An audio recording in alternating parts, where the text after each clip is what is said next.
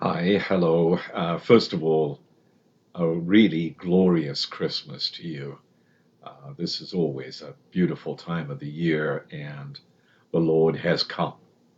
So we can celebrate the fact that God is reaching into a very messy world. People are suffering in lots of places.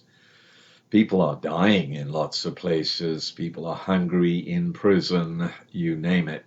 And here is the Lord making his presence felt in this world in a way that will help us to deal with all the difficulties that we have to face. So let's start off with the first reading, which is from Isaiah. And this is the set of midday readings for the day of Christmas. So obviously, all the various, if you like, graphic aspects of Christmas have already occurred, the angels have appeared, the baby is born in the manger, and so on and so on. And now, interestingly enough, the church gets very serious. The first reading is from the prophet Isaiah. How beautiful upon the mountains are the feet of him who brings glad tidings. So, this is the framework that we're going to be working with. We are in the glad tidings of the Lord, announcing peace, bearing good news, announcing salvation, saying to Zion, your God is king.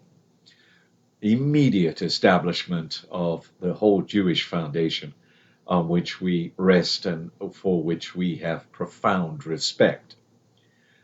Then Zion, Jerusalem, a whole narrative here about the Jewish people in their expectations of Zion as being the pole of the earth, of being the center of what is going to mean salvation for the whole world. And then we follow with the psalm, in this case, Psalm 98. And the antiphon is, all the ends of the earth have seen the saving power of God. Now, seen in some sense, because this is not absolute visually, it doesn't dominate the whole of our world. We know what dominates the whole of our world, and it certainly isn't the little child in the manger. But all the ends of the earth have seen the saving power of God. Active faith in the sense that we have to be looking with faith to these very simple beginnings, a baby being born.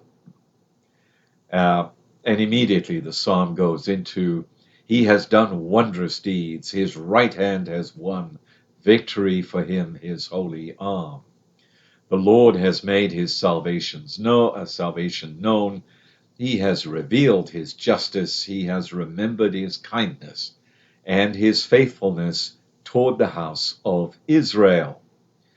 Again, this connection with Israel reminding us that our Jewish roots are really what help us to understand this amazing phenomenon of God reaching into the world.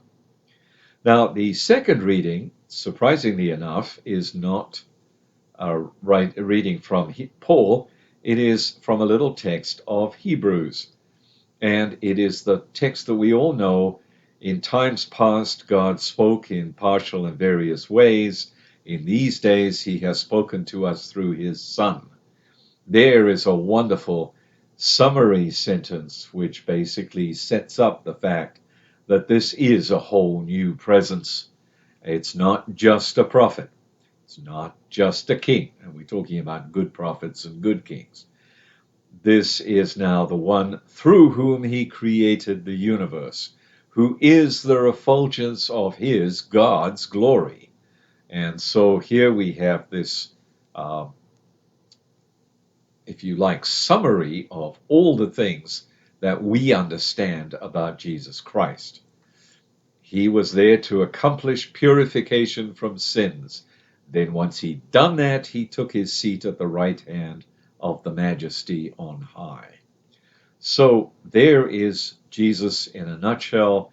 There is the message that we take after celebrating the midnight mass and the dawn mass, and now we're celebrating the mass during the day. All of that glorious music, all of that glorious imagery, which is true imagery. We know that he was born in a stable. We know that he was actually born.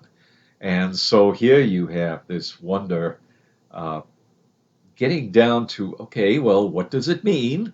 And what does it mean comes out in the gospel. Again, not a regular expected choice for the great feast of Christmas. In the beginning was the Word. You know this text. It's the prologue of St. John. The Word was God, the Word with God. He was in the beginning with God, etc. Now here comes the important stuff. All things came to be through him. Without him, nothing came to be.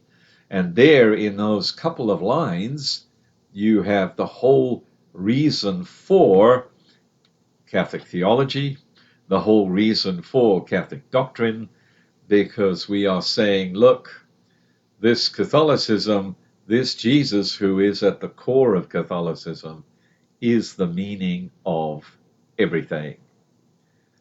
Benedict XVI has a great line in his Verbum Domini where he says that it is only through the Word that we know the meaning of all things.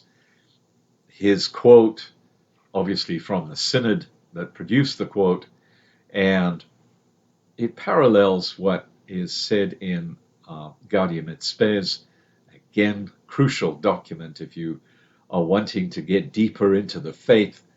And Christ gives us the meaning of all things. That's the line from Gaudium et Spes. So we're coming through this glorious feast of light and music and these glorious symbols, which of course the secular society is busy trying to destroy. And here we come to the actual meaning. If I want to know what the meaning of something is, I go to Christ. If I want to know what the meaning of being a nation is, I go to Christ. And so on. If I want to know what the meaning of being a male or being a female is, I go to Christ. And so we have come full circle, if you like, from the glorious, the light, the music, all the way through to the really fundamental questions of our whole existence.